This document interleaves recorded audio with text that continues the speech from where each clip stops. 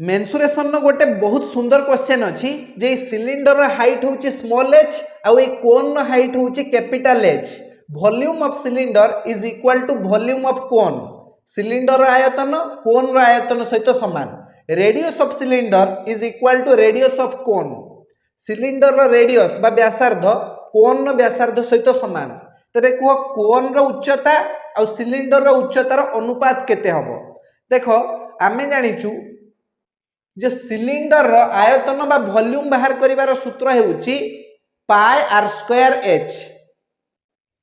पाई r square small h आ cone रो volume बा आयतन बाहर करिवार सूत्र हेउची 1/3 pi r square capital h कहीं ना कोन रो उच्चता हेउची कैपिटल एच बुझियला